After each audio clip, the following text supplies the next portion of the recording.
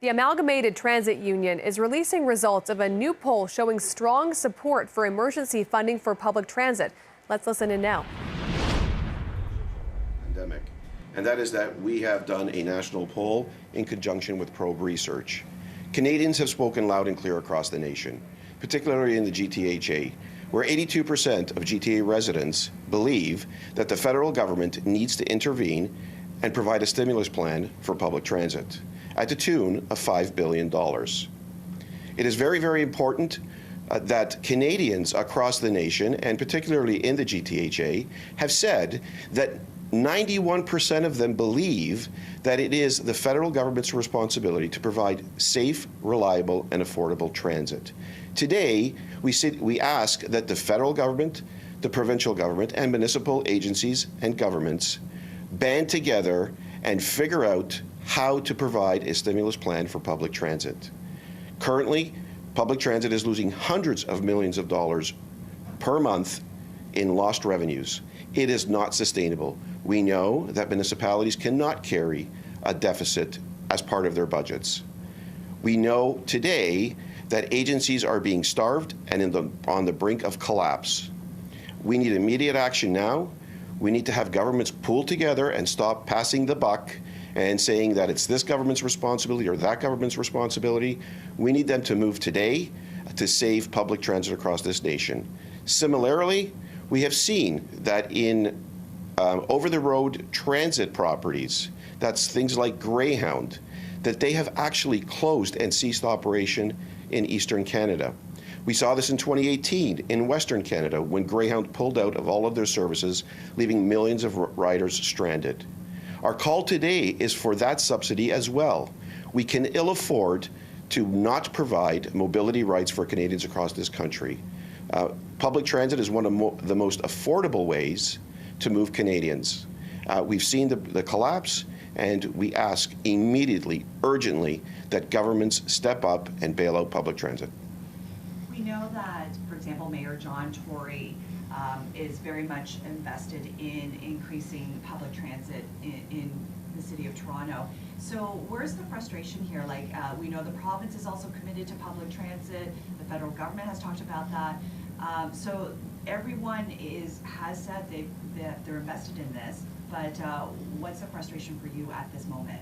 Well, the frustration is that the federal government says that it is a municipal and provincial responsibility, and the province looks at the federal government for the bailout. Somehow, the messaging is not resonating between both levels of government, and it's political posturing. This needs to stop immediately. This is an essential, vital service, and Canadians have said at 82% that they believe public transit is a critical service to move this country and for the economy. So we need to stop passing the buck here. There was a poll done by the University of Toronto where they spoke to riders, and many of them feel uncomfortable that even when the pandemic is over, they don't feel comfortable riding public transit until a vaccine is made available. So with all those kinds of concerns on top of everything, now losing millions of dollars, just your thoughts on, like, riders are concerned, your work employees are concerned, all of this together. Sure. So I'm glad you mentioned that. So of course we need to rebuild customer confidence in public transit, and one of the ways you do it is by not cutting service and by not reducing and enabling social distancing. Just Wednesday, Rick Leary said in council that it's going to take 3.5 times the resources in order to enable physical distancing, only to maintain 30% of pre-pandemic service levels. So why then are they cutting over 1,000 operators where they cannot provide the reliable and safe service in order to physical distance? It's beyond me. What is the mood like among your members right now? Well, listen, our members are absolutely terrified. We know that operators every day, our frontline workers, are moving thousands of people on their vehicles. They have minimal support in the way of personal protective equipment. We have asked all levels of government in our announcements and in our statements that they need to look at enhanced protection when it comes to vehicle cleanliness, when it comes to things like the air conditioning system on the vehicles.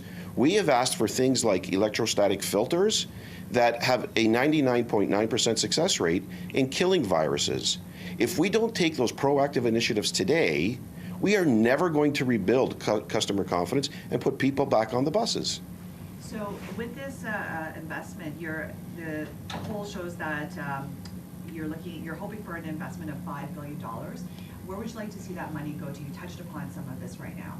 Sure, we'd like to see that money put into the operations of public transit, as well as a portion of that be invested in things like PPE and enhanced capital investments in changing and modifying things like the HVAC component systems, ensuring that drivers are protected and isolated from the virus with safety barriers.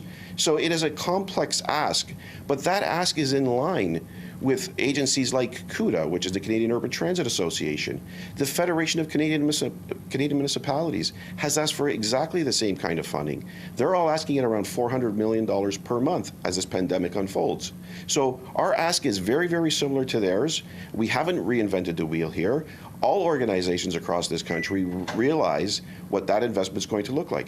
Just the TTC alone is projecting a $300 to $500 million loss in revenues by the September long weekend. Do you honestly feel that some of these systems are on the brink of falling apart, some of these agencies? Absolutely. I mean, we just saw Greyhound. 500 members were laid off. They've pulled all of their fleets off the road and are providing absolutely zero service when it comes to intercity transit across the province. In Welland, Ontario, they've shut down the transit system. In Windsor, the mayor decided to shut it down for 2 weeks or 3 weeks. He argued that it was because of the pandemic, but we know it's a funding shortfall. And these are failures in our society and in our economic system that governments don't respect the necessity and the urgency of public transit. We know that $1 that's invested in public transit then means $3 of growth in the economy. I can't understand why we're being irresponsible, and governments are being irresponsible in providing that kind of service.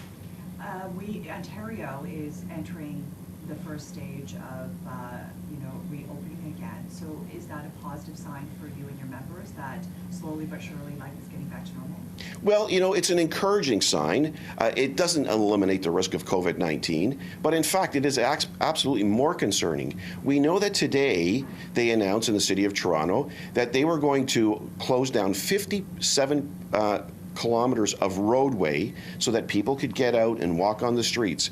Well, if those roadways are closed and public transit is a necessity for those people to be able to go out to Kensington Market and walk along Lakeshore Boulevard, if we don't have safe, reliable, affordable transit, how are they going to utilize that? How are they going to get there? We can ill afford to have them drive cars and try to figure out where to park. Public transit should be boosted at this time, not reduced. Have you had any conversations with the mayor himself? Well, look, we've reached out to the municipalities, we've reached out to the provinces, every premier across this country, and we get the standard letter. The standard letter is, thank you for your inquiry, we were experiencing high volume, and yes, your issue is a priority, but nobody's talking about it. All they're doing is pointing fingers at each other and say somebody else has got to pay for this.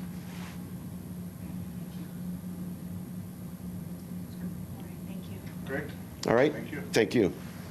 Sorry, my questions in the beginning were mumbled. All right. That was an update there from ATU Canada President John Donino. He's asking all three levels of government to band together to provide a stimulus plan for public transit.